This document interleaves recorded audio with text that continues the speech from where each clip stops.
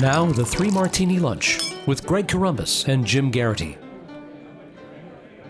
And welcome, everyone, to the Friday edition of the Three Martini Lunch, along with Jim Garrity of National Review. I'm Greg Corombos of Radio America. We have good, bad, and crazy martinis for conservatives today. And, Jim, we start with the good, and we certainly love to start with news that involves terrorists being thwarted. And actually, we're going to talk about that in the first two martinis. But the first one just happened. This is courtesy of the Daily Mail. A terror probe has been launched in Paris after a machete-wielding man was shot after trying to attack 4 soldiers outside the Louvre. The suspect was shot 5 times in the stomach and is in critical condition. He was shouting Allahu Akbar, Arabic for God is the greatest, according to the Paris chief of police, and reportedly had paint bombs in his backpack. A source close to the investigation claims the suspect is an Egyptian man who arrived in France at the end of last month. An unconfirmed report by TV network LCI names the suspect as 29-year-old Abdallah who arrived in France on a flight from Dubai on January 26th. Boy, it didn't take him long to get to work with this dastardly plan. After being refused entry to the Louvre, he pulled out the weapon and was shot by a soldier. Naturally, Trump tweeted following the news, quote, "A new radical Islamic terrorist has just attacked the Louvre Museum in Paris. Tourists were locked down. France on edge again. Get smart, U.S." You kind of are the U.S. at this point, sir. But, Jim, just as we talked about prior to Christmas, whenever terrorists get thwarted, it's fantastic. Great job by the guards in Paris, and glad to see there were no casualties, other than perhaps a paratrooper who suffered the head injury. Hopefully he's okay. And other than that, it's just the terrorist himself. You know, Greg, it seems like a statement on our age that this felt almost a little overdue. Yes. Haven't we reached the point where we haven't had a terror attack in Europe for a couple of weeks now? Aren't they? What did somebody miss a flight or something? I would also note that is the man's surname and also apparently his performance in terrorist training camp. How do you think that guy? He'll get caught. He's the kind of guy who would bring a knife to a gunfight, and that's literally what the guy did here. So, congratulations to the French armed forces and their efforts there. Look, this could have been much worse, and I'm glad we can kind of joke about this, and I'm glad that this was a very unsuccessful one. I had not heard the detail, Greg, that he got paint bombs. Do you think his aim was to get into the Louvre and start destroying priceless piece of art? It could very well be. Some of them are protected, like the Mona Lisa's behind glass and so forth, but there's a lot of others that are wide open there. Wasn't this what the Joker did in the original Tim Burton Batman movie? Jack Nicholson, yeah, absolutely. Right. I figured out their Rosetta Stone. I figured out where they're getting their ideas from, so we can blame Tim Burton and Prince. Again, they're glad this turned out the way it did.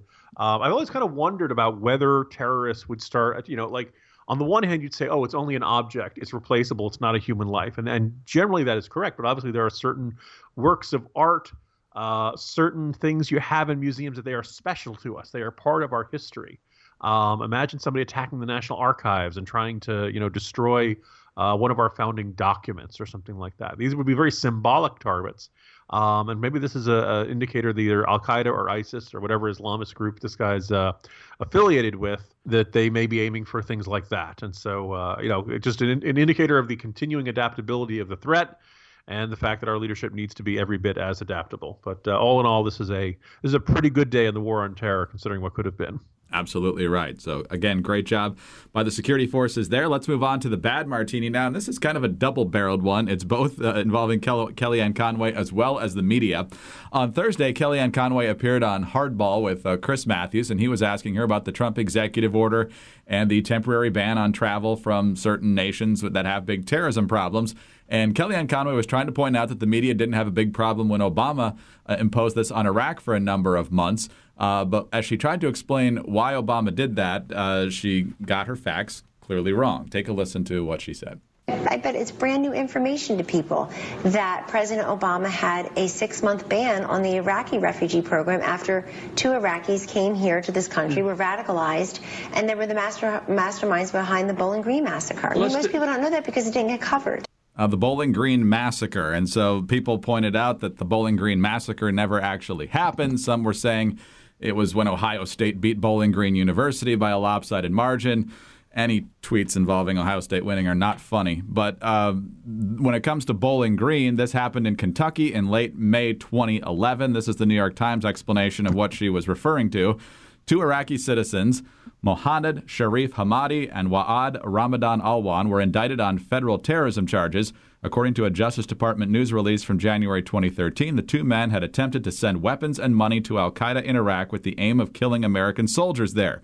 Both defendants pleaded guilty to the federal charges, and Mr. Hamadi was sentenced to life in prison, while Mr. Alwan, whose fingerprints were found on an undetonated improvised explosive device in Iraq, was sentenced to 40 years in federal prison with a life term of supervised release, unquote.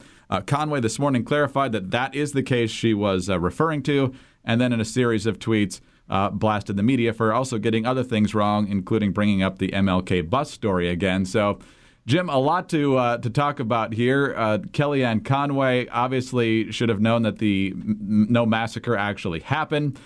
She should not have attacked the media for other things when she just should have explained that she got it wrong and clarified what was a serious plot that was thankfully foiled. And the media here, of course, is spending much more time talking about how she got the massacre part of the story wrong than that refugees were in this country plotting to kill Americans. Just coming over the wire right now, a statement from Bowling Green Mayor Bruce Wilkerson, quote, "I understand during a live interview how one can misspeak, and we appreciate the clarification." Again, yes, she's thinking about terror attacks in her mind, and she goes back and she remembers something that doesn't fit the category that she's talking about.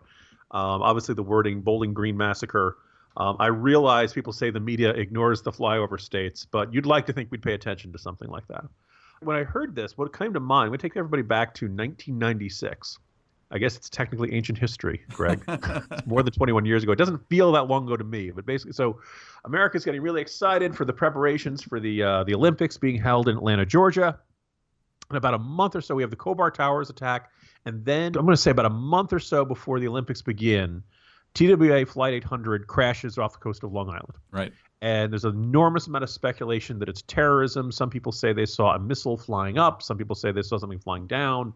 And I wrote about this in one of my books. And the short answer is, despite the thorough investigation of all National Transportation Safety Board, probably the single most extensive look at an airplane crash in American history, there's no indication this was actually terrorism. A lot of people speculated it was. Pierre Salinger, the former press secretary of John F. Kennedy, that made this like his public crusade. And the problem that, for anyone who's speculating along these lines, that, one, there was no group that ever took credit for it. And the second thing, which always would seem odd about a terror group blowing up a plane and then not telling anybody about it. And then there were all kinds of speculation about the U.S. military had accidentally fired a missile and all kind of stuff. All the government conspiracy theories require so many people to be in on it and then never open their mouths that it just simply strains credulity. So years later, the 9/11 attacks occur, and both George Stephanopoulos and John Kerry at separate points the days after are listing other terror attacks, and they list TWA Flight 800. And of course, all the conspiracy theorists jump on them and say, "Aha!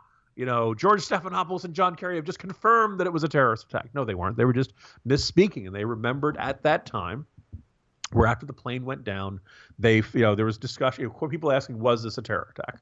I imagine this is pretty much what was going on in Kellyanne Conway's mind on television. She's thinking of cases involving refugees and terror attacks, and she comes up with this one. It was not an attack. They were arrested for attempting to provide weapons and money to terrorists in Iraq.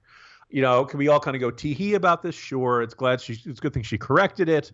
You don't want to overhype or exaggerate the terrorist threat, but you also don't want to understate it either. And so, as I was going to say, Greg, is the Trump administration doing anything else other than having a brain fart on national television? Like, are they doing like major policies that you think readers and listeners would want to know about? But hey. Why, when you can do that on social media, you can just have people laughing at them instead of the substantive policy. Bowling Green Massacre. Now, I'm not saying this hasn't lent itself to some really good jokes, including the Bowling Green Massacre was my favorite XFL franchise. For those who remember the short-lived professional wrestling sponsored but again, the amount of attention from the media on this compared to more matters of more substance is depressing and not a good indicator of what we can expect from the media as the Trump term rolls on. Yes. Focus on serious stuff. And if you screw up, just say you screwed up. You don't have to point out everybody else's mistakes in the last couple of days as well. So amazing. All right, on to the crazy martini now, Jim. And back to the same topic as our crazy martini from Thursday. And that was the protest that turned into riots at Berkeley in connection with the scheduled appearance of Milo Yiannopoulos on campus, obviously a controversial figure. And so yesterday we condemned, and rightly so, the violent protest that destroyed a lot of property. You talked about the woman that got pepper sprayed in the face on live TV and all sorts of other heinous things. But former Labor Secretary Robert Reich has decided that he's just going to spread rumors. He even says they're rumors, but he's going to go with them. He was on CNN last night. Apparently he does some teaching at Berkeley.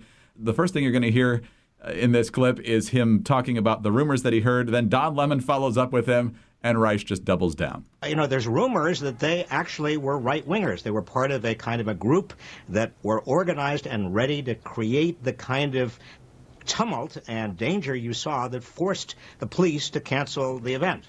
Do you think this was a strategy by Yiannopoulos or right-wingers? They put this on so they could, in an effort to show or that, you know, there's no free speech on a college campus like UC Berkeley? I wouldn't bet against it, Don. I saw these people. They were they all looked almost paramilitary. They were not from the campus. I've heard, you know, I don't want to say factually, but I've heard that there was some relationship there between these people and the right wing and the right wing movement that is affiliated with Breitbart News. Rumors, I don't want to comment factually. Look out, Alex Jones. The false flag crowd is getting bigger, and Robert Reich is leading the liberal side of the parade.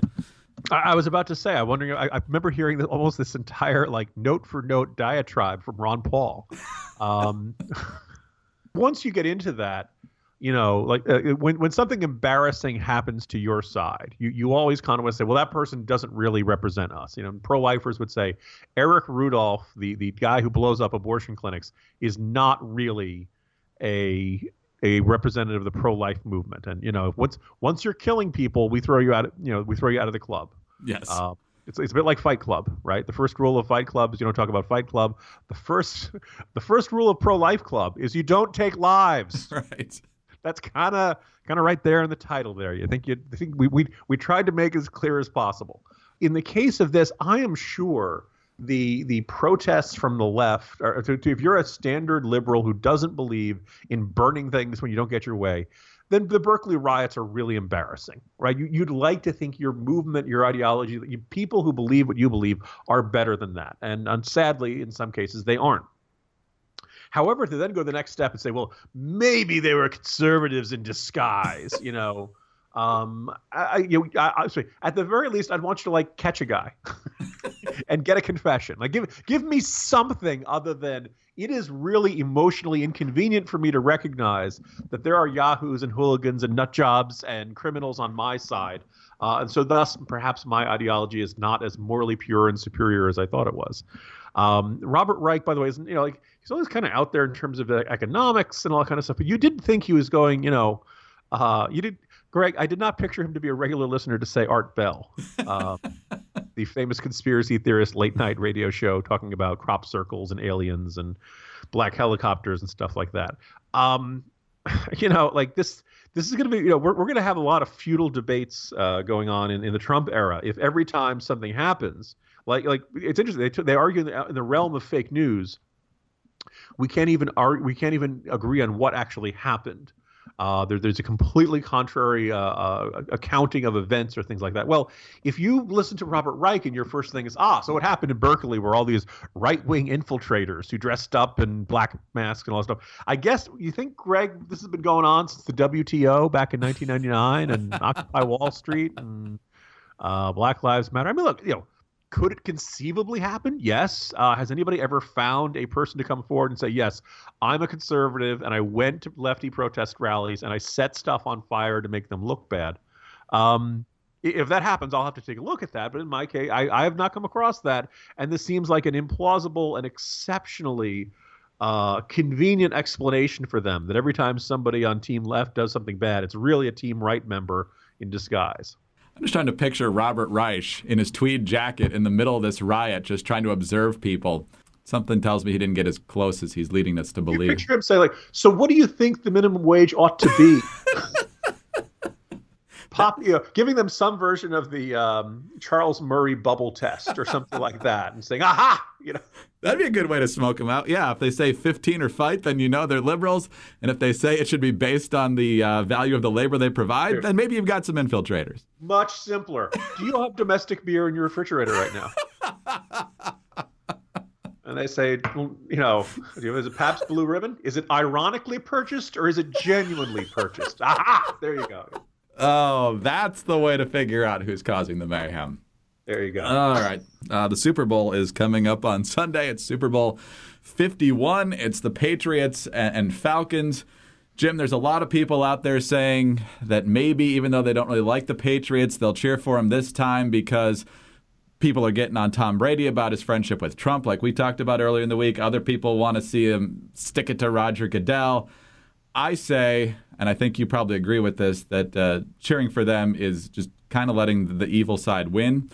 I'm going for the Falcons. I don't have a good feeling about the game for the Falcons. I think the Patriots will win, but I will be rooting for the Falcons. All right, so I've decided to engage in a social experiment, Greg. Okay. Because let's say, listeners know that I am a New York Jets fan. They know that the New York Jets have not won the Super Bowl in my lifetime, but I do have in vitro memories. But I obviously we've had since 2001, ironically, the New England Patriots have pretty much set the standard for excellence in the National Football League. Really good just about every year. Some years they win the Super Bowl. A couple years they lose to the Giants. But generally they stand out as being, defining football excellence for a year and a decade and a little bit more now. Greg, I'm going to try an experiment because I thought, but what is the one thing that could bring it all crashing down? What is the one thing that could completely reverse everybody's fortunes and make the Patriots collapse into decades of mediocrity and disappointment and misery and put the Jets on top and turn them into the next great NFL dynasty? And I realized all it takes, Greg, is for me to root for the Patriots. That's all it's going to do. I am the jinx. I am the one that have caused the Jets. So I've decided I am rooting for the Patriots in the Super Bowl, New England fans. I am on your side now. So if we come back on Monday morning and the Falcons have pulled off this improbable victory, it will be incredible evidence that, yes, I am the jinx. I am the cooler, and I can destroy any sports franchise by rooting for it, because that's the sneaking feeling I've had throughout all my years of being a sports fan. So there's my prediction. My prediction is that the Patriots win, and they win big. They win huge. Got to go find a Brady and a Belichick hoodie, and I'm going to use Gillette razors this weekend, and I'm just going to do everything I can to become Mr. Patriots, and we'll see what happens. Maybe I'll really enjoy the chance of rooting for a winning team, or maybe the fates will turn, New England fans. Can you honestly, in your gut, in your heart, truly cheer for them, though, or is this just on paper? It's going to be tough. But the two things that I'm noticing, one are that you have to look hard to find a football team that I have less of an opinion on, up or down, than the Atlanta Falcons. I'm not, when they're not on national television that often, I just don't have that much of an opinion on them. So it's very hard to be emotionally invested. There are a couple NFC teams I'm a little more I gravitate towards. So I don't feel like I'm hurting a good team by adopting the Patriots for this game. And the second thing is that, again, when, Greg, have you polled the Chicago Bears on their views on alternative minimum tax and renewable energy and enhanced rescission authority, right? Like, when you root for the Bears, you're like, okay, I need only the conservative Bears over here, and don't hand the ball to the liberal, even though I hear that Devin Hester guy is pretty good, Like, it's such a category error to demand political loyalty from your sports team. So, and oh, by the way, Woody Johnson, owner of the Jets, is going to be the next U.S. ambassador to the United Kingdom, in part because he supported Trump in this last cycle. So, the idea that this is, I'm baffled by the Patriots fans who are like, I can't root for this team anymore. Brady and Kraft and Belichick, they're all friends with Trump. I can't, So there's space on the bandwagon, and I'm just kind of looking at that and saying, okay, let me get on and just see what happens. And maybe the Patriots win and I stay on it, which is, then maybe it just becomes, all right, it wasn't me. Or okay, I've actually, as we were having this conversation, Greg, I am getting tweets from Patriots fans saying, "Don't do that, Jim." They're suddenly beginning to realize that, and I point to my record, not just the Jets. My favorite TV shows like Twin Peaks and Firefly get canceled. Serenity does bombs at the box office, even though it does really well. I remember 2016 cycle, my guy Bobby Jindal. I curse people by getting on their side, so. Finally, I'm going to make it work for me and make every Jets fan I know overjoyed. I think I recognized your hidden secret there because you mentioned Woody Johnson being up for the ambassadorship to the UK. Maybe, since Trump loves winners, if Belichick wins 5 and no coach has won 5 before, he'll appoint Belichick to something, and that will remove him as coach of the Patriots, and he can be ambassador to somewhere. And then instead of him saying, moving on to Pittsburgh, it could be like moving on to the Middle East. There you go. I like that. My concern about Woody Johnson being the U.S. ambassador to the UK, man, the Russians are going to intercept a lot of messages. What's the diplomatic equivalent of a butt fumble? There you go. It's kind of, maybe we can ask the Australian Prime Minister if the reports are accurate. On that note, enjoy the game. We'll be back on Monday. Jim, have a good weekend. See you Monday, Greg. Jim Garrity of National Review. I'm Greg Corombos of Radio America. Thanks for being with us. And join us again on Monday for the next 3 Martini Lunch.